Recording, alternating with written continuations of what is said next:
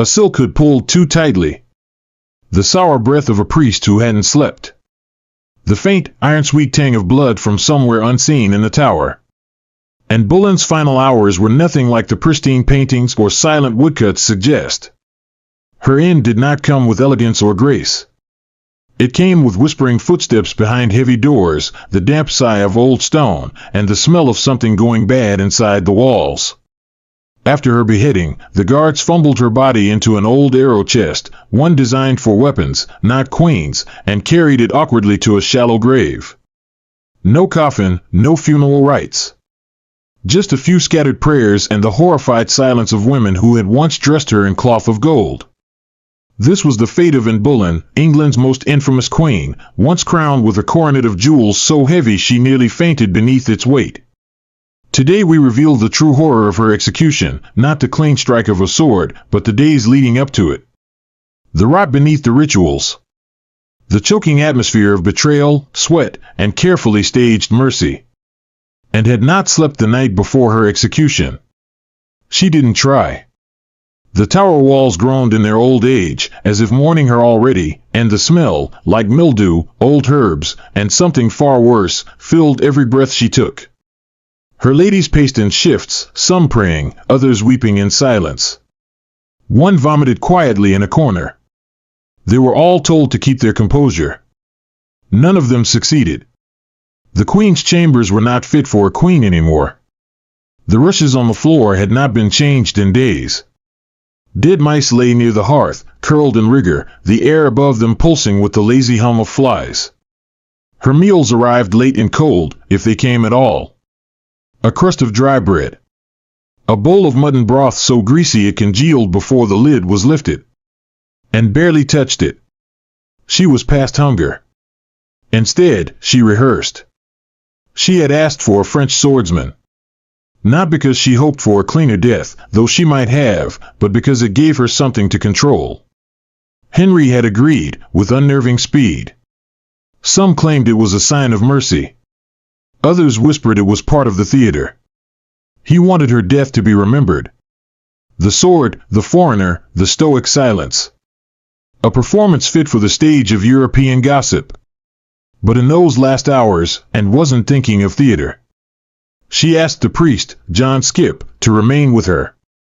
He smelled of stale sweat and pipe smoke, and his hands trembled when he read from the Psalms. She corrected him once, his voice faltered on, my God, why hast thou forsaken me? And he apologized. Her own voice, strangely, never shook. It was calm. Flat. Exhausted. Her enemies said she was mad by then. That she laughed too much.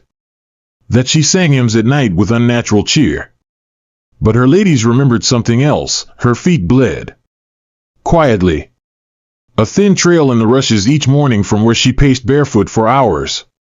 The tower floor was cold. She said it helped her think. And had requested to die dressed plainly. No ermine. No crown. But she did insist on her English gable hood, a pointed, matronly thing she had long abandoned for French styles during her reign. She asked her ladies to tighten the ties until the silk dug into her chin. They did. Her face drained pale, the skin beneath her eyes purpled with sleeplessness. And still, she stood. The night before her death, a message came. Delayed. Her execution would be postponed one more day. A scheduling mishap, they said. Her reaction was strange. She laughed once, sharp and ugly. Then she sat down and didn't speak for 3 hours. Historians still argue whether this delay was strategy or incompetence. Was Henry wavering? Was the court disorganized? Or did someone simply forget to sharpen the sword? That night, one of her ladies, Elizabeth Stoner, recorded a detail that never made it into official chronicles. Anne's breath had begun to sour. It was faint, but distinct. Like rotting cloves. She hid it behind handkerchiefs, but the stench clung to her words. One physician would later claim it was a sign of internal hemorrhage, stress breaking her organs from the inside out. Another noted something stranger. Anne's fingernails had started to lift. She'd always had beautiful hands. Delicate, slender fingers with long, moon-pale nails. But by that final night, the nails were cracked and lifting slightly from the beds, a sign of acute stress and malnutrition. One lady reportedly offered to paint them, and refused. Instead, she held a prayer book. She did not cry. The sun rose thick and red on the day of her death. The kind of sunrise that makes the air feel heavier than it should. The kind that stirs flies. And stood early, allowed herself to be dressed. Her shift was clean, her gown was gray damask with fur edging. She wore no jewels. Just a crucifix. The guards were late. The priest was early. When and left her chamber, the room she had slept in for 10 days stank of lavender sachets and human fear. Her ladies followed at a distance. They knew the walk to the scaffold was short, but it felt longer than any parade. 100 silent witnesses in stone and shadow. The walls had eyes, or so they said. The moment she stepped into the courtyard, and flinched. Not from fear, but from sound. The hush that fell over the crowd was not reverent. It was suffocating. You could hear the crack of someone's joints as they clasped their hands too tightly. She climbed the scaffold with the grace of someone already halfway out of her body. Her voice, when she addressed the crowd, was clear. Strangely clear. Her final words were formulaic, as expected. She prayed for the king. She blamed no one. But she added one line, less remembered than the rest. I die his faithful wife, in heart if not in title. And then, she removed her hood. Underneath, her hair had been braided tightly, twisted to one side to reveal her neck. A neck that had once been praised for its elegance, long, swan-like, courtly. On that day, it looked small. Unprotected. Very human. The executioner, Jean Rambaud, bowed. He had hidden the sword in the straw so she wouldn't see it. A kindness, some say. But it meant she never saw her death coming. He called for a distraction. Bring me my sword, he shouted to no one, and, by reflex, turned her head. She never saw the blade. The sword was French. But the cruelty, the theater, the psychological engineering, that was entirely English. Jean Rambaud, the man chosen to execute in Boleyn, was no ordinary headsman. He was a master swordsman summoned from Calais, renowned not for brutality, but for precision. His arrival was a message. A Frenchman with a foreign blade to kill an English queen. It was Henry's final flourish, a grotesque blend of gallantry and savagery. The sword itself was long, straight-edged, and cold-worked steel, polished to a mirror sheen. It did not glint in the sun, because it never saw it. That was the point. Jean hid the weapon in the straw before she arrived at the scaffold. It was part of his technique. The condemned should never flinch. There should be no panic, no recoil. Just clean, swift silence. That was the plan. But the plan could not touch the mood. The crowd had not come to see mercy. They had come for closure, for proof, for spectacle. And when the queen climbed the scaffold, something shifted. Some said a raven circled above. Others swore the sun dimmed. But what is certain is this, the tension was unbearable. Even the guards were sweating. Anne's final moment was built like a trapdoor. The sword hidden. The headsman bowing. The call for the weapon, a decoy. Boy, fetch me the sword, Jean shouted, eyes fixed not on Anne but on the horizon. And turned her head just slightly. The blade took it. They say her lips were still moving after the head fell. It's a claim often repeated in hushed tones and footnotes. Was it a reflex? A final prayer? Some suggest the mouth whispered Jesu. Others argue it was just a twitching of dying nerves. The jury of history has never agreed. What they do agree on is the silence that followed. No cheer. No gasp. Just the awful, almost serene quiet of a crowd trying to absorb what it had just seen. A queen's head on straw. Her body still upright for a second longer than it should have been. And blood, too little of it. That's what disturbed some the most. There should have been more. The sword had been clean, precise. But the expected arterial spray didn't happen. Instead, the blood pulsed once, weakly, then oozed in a sluggish stream. A physician present later speculated that Anne had bled internally during the night. Her body was already depleted. The sharp loss of pressure meant the blow, while fatal, didn't trigger the typical burst.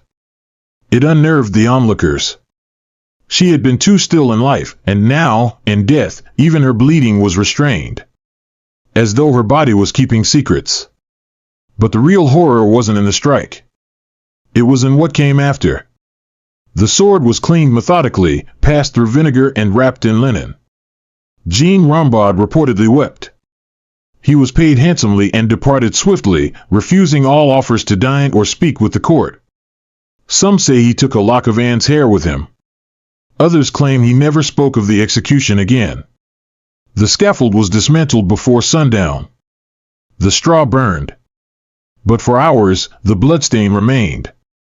Guards tried to cover it with rushes. One slipped in it. Broke his wrist. Anne's body was left on the scaffold longer than expected. There had been no proper coffin arranged, just a wooden arrow chest, left over from the tower's armory. Too small, too crude. They folded her into it. Her head was placed beside her, wrapped in linen. One lady fainted. The ladies in waiting had been told to assist. They did so in stunned silence. Elizabeth Stoner, the same lady who had recorded Anne's sour breath, later wrote in a private note, her neck was so pale it seemed made of wax. But no wax runs so cold.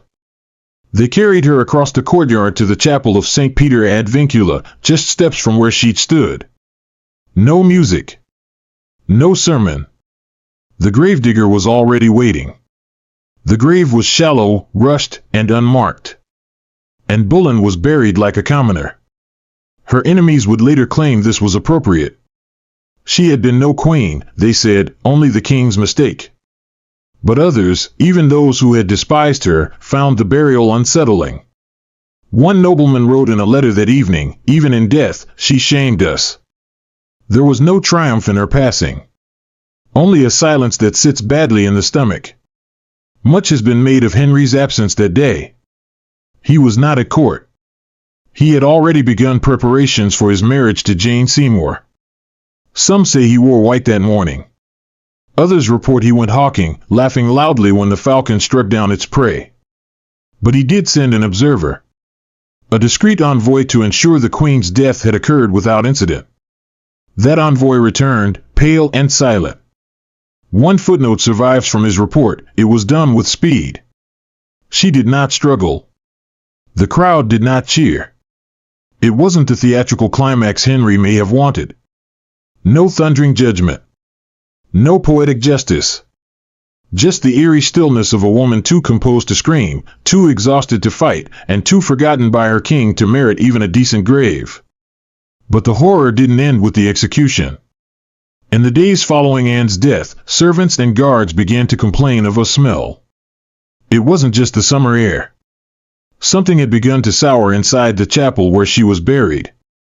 At first, they blamed the rushes. Then, rats. One yeoman reported that dogs refused to enter the space. They growled at the chapel door. A priest who ventured inside fainted briefly and emerged muttering Latin phrases, refusing to return. The bishop later claimed it was mold. Bad air. The humors of decay, he said. But those who had seen Anne in life, those who had stood near her in those final hours, knew better. They remembered the scent that clung to her skin. A trace of something turning, deep in the flesh. They wondered if her body had not been entirely dead before burial. Or worse, if it had been too long dead before the sword ever touched her. Historians still debate it. Was Anne ill before the execution? Was her death expedited to mask something else, disease, pregnancy, madness? Some letters suggest she suffered uterine pain in her final days. Others hint at hallucinations, conversations with her dead brother. And there is one recorded note, its author unknown, scribbled on the margin of a tower guard's logbook. She walked like one already buried. They say the body didn't bleed right. That was the whisper passed among the gravediggers and laundresses in the days after Anne's burial. They didn't say it loudly, just enough for others to hear and shiver. It wasn't just the light bleeding at the scaffold. It was what happened afterward. What her body did when no one expected it to do anything at all. A corpse should stiffen, then sag. It should cool, then darken. It should behave. Anne's didn't.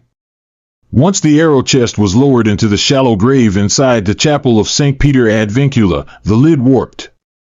Perhaps it was the fit, too small, too tight. Or perhaps it was the body pressing against the sides. A yeoman tried to hammer it shut, but it cracked at the hinge. They buried it anyway. 2 days later, heavy rains flooded part of the tower courtyard. The chapel walls leaked. Water seeped into the ground. A foul dampness spread up through the stone floor. One of the altar cloths, white linen, turned yellow overnight. No one could explain why. A carpenter summoned to examine the chapel's floor later reported a strange blistering near the Queen's grave. The stone had begun to flake. Not from age, he said. From something within. This wasn't dramatic. No poltergeists. No curses. Just quiet, physical abnormalities, air that tasted metallic. Flies that gathered in winter. A priest's robe that developed brownish smudges, always in the same place, just above the knee. But it was the body itself that disturbed those who knew the truth. The coffin, or what passed for one, leaked. Lady Margaret Wyatt, one of Anne's closest companions and the sister of the poet Thomas Wyatt, returned to the chapel weeks after the execution to offer a silent vigil. The guards let her in. She brought herbs, rosemary, lavender, and rue. She scattered them over the grave and prayed alone. When she rose, she noticed a dark patch along the edge of the altar. It hadn't been there before. When she touched it, it clung to her finger, sticky, sour, unmistakably organic. She left in silence. She never spoke of it aloud. But in her letters to Thomas, she wrote, "I thought to bring comfort. But what I found was neither silence nor peace. There is something unsettled beneath her." Others had noticed too. The stone above Anne's grave remained damp long after the rains passed. When the floor was scrubbed, the stain returned within a day. One soldier stationed nearby joked it wasn't bleeding through the cracks. No one laughed.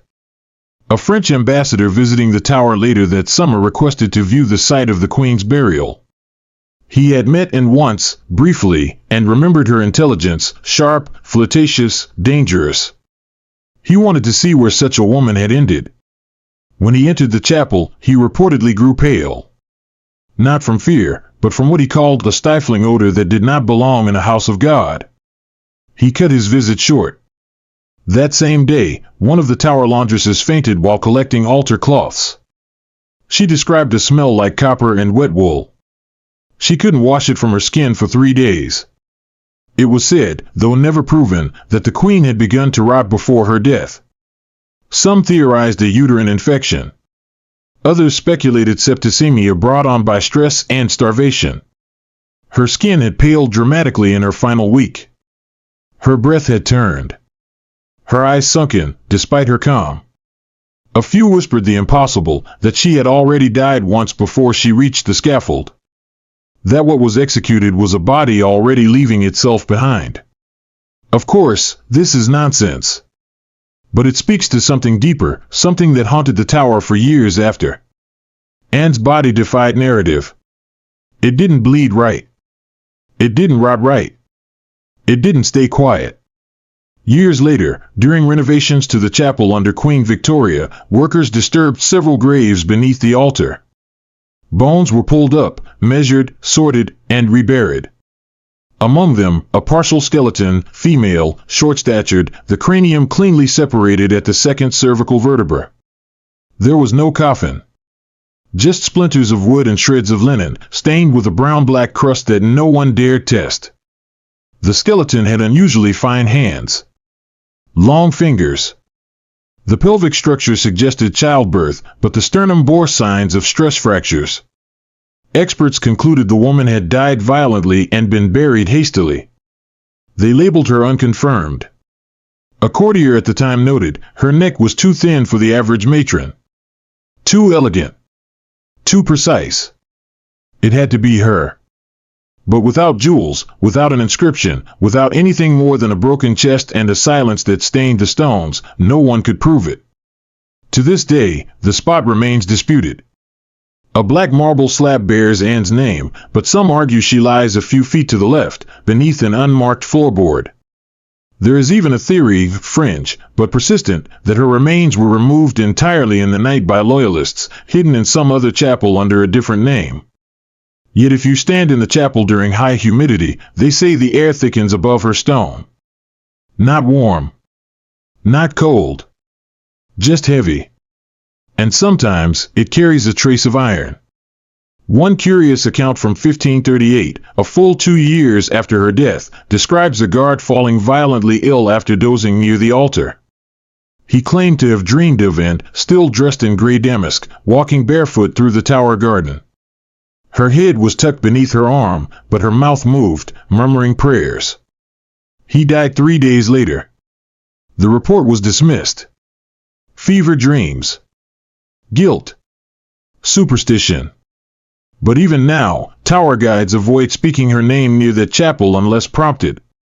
She wasn't supposed to be buried there, after all. Not a crowned queen. Not a woman of such infamy. But the execution had been rushed. The grave had been made in haste. And when a body is not mourned properly, when it is folded into a weapons box and left to ooze into the ground, there are consequences.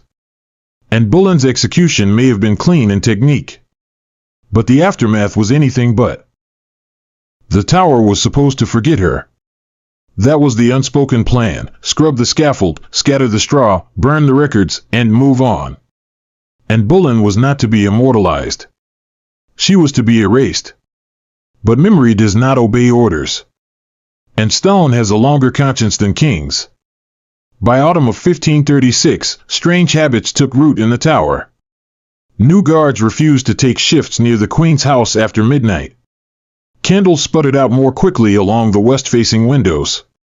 Dogs barked at empty corridors. And worst of all, people began to hear things. Soft things. Subtle things. A whisper at the base of the ear.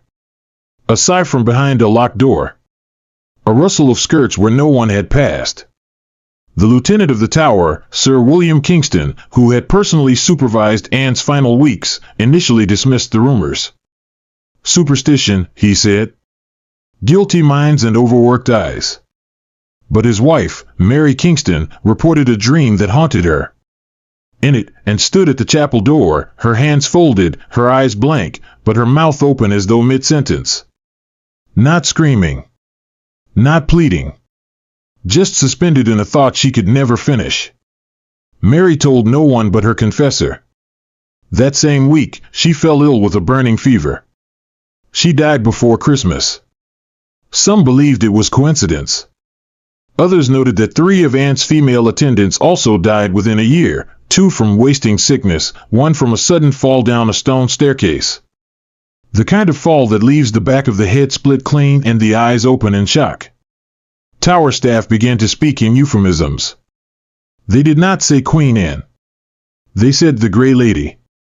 Or her in the East Wing. When asked what that meant, they fell silent. In court records, her name nearly vanished for a time. The king married Jane Seymour, then mourned her death. Later, he would wed 3 more women. But and was the ghost in his record. The broken space between sentences. Even in exile, her memory left marks. Years later, when Elizabeth, Anne's daughter, took the throne, there was no official memorial.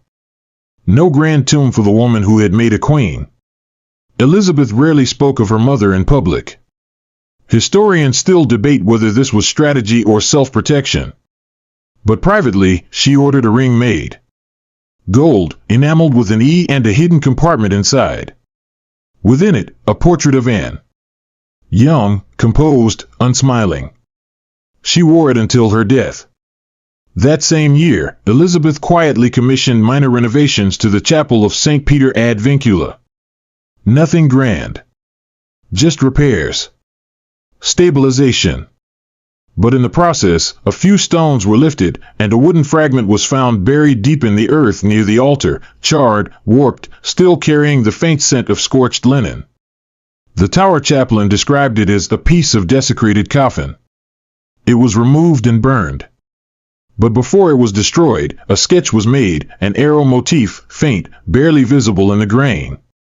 Only one person knew what that meant. The chest in had been buried and had once held bolts for longbows. A weapons box. Her final bed. The decay of Anne's memory was not clean. It festered in corners, reappeared in strange dreams, and manifested in illness. Guards who served in her block reported headaches, nausea, blurred vision. Some became suddenly devout. Others drank until their speech slurred. One man, Edward Percival, wrote in a private letter to his sister, "I do not believe in ghosts. But something watches from the chapel door. It is not a person. It is not the wind. It is something left over." He died of apoplexy in the chapel itself. Face down. Nose bloodied. The cause was never confirmed. Over time, the tower stopped putting soldiers near Anne's grave after dusk. Even the bravest men took a longer route to avoid the east aisle. And still, rumors grew. A child visiting with a noble family in 1602 saw a woman in gray standing near the altar, holding her hands as if in prayer, though her head was missing. She told her nurse, who slapped her for lying. The child refused to speak for 6 months afterward. These stories were recorded, not in state documents, but in margins, letters, cookbooks, diaries. They are the fungus of history, spreading in the damp places no one cares to clean. Then came the dreams. Not just among those stationed at the tower. Foreign dignitaries, scholars, gentlemen at court, even clergy. They all reported variations of the same vision. A woman standing in moonlight. Her dress plain, her hair loose. Sometimes she held her head. Sometimes she did not. Always, her mouth was open. Never a scream. Just unfinished breath. In one account, a tutor wrote, "I saw her not with my eyes but with my bones." As though she stood in the marrow and refused to leave. Was it guilt, national or personal? The psychological residue of a public killing made too quietly? Possibly. But it didn't help that tower staff began reporting the smell again. That faint, metallic sourness, neither blood nor rot, but somewhere in between. It appeared every May. The month of Anne's death. Her bones may have been mislaid. Her coffin may have splintered. Her name may have been scrubbed. But her memory behaved like her death. Refined. Cold. And impossible to bury properly. And what of the king? In his later years, Henry VIII was bloated, immobile, and covered in ulcers that refused to heal. One on his leg oozed constantly. Courtiers avoided standing downwind. He could not mount stairs without assistance. He required a pulley system to move between chambers. His mood darkened. His dreams turned strange. According to one account from his groom of the stool, Henry would wake screaming, shouting at something unseen and female. He reportedly cried, she never blinked, and once, the sword was too fast. Too fast. Historians debate whether it was and he feared, or guilt itself. But the ulcers spread. His body began to rot from within. Near the end, his physicians could not stand the smell. He died surrounded by silence, moaning incoherently. And shortly after his death, blood leaked from his coffin. A seepage of royal fluid onto the floor below. Dogs were seen licking it. Some say it was divine justice. Others call it a medical inevitability. But those who knew the story of Anne Boleyn's own leaking coffin, the slow weep of unquiet remains, found the echo disturbing. The king and his queen, both undone by the same fate, burial gone wrong. It was meant to be over in a single stroke. Clean. Swift. Merciful. A French sword wielded by a master headsman. No axe. No hacking. No screaming. And Boleyn would not suffer the ugly, lingering death of a traitor. She would be dispatched with grace. A death fit for a queen, or so the king claimed. But even the cleanest death leaves a stain. The French executioner, brought secretly to London and lodged in a nearby house under false identity, later confessed to a bishop in Calais that the moment haunted him. Not the killing, he had done that before. It was the look in her eyes. She did not blink, he said. She looked past me, as though she had already seen what comes next. He retired not long after. That morning, the 19th of May, 1536, had begun unusually warm. A strange stillness blanketed the tower. No wind. No birdsong.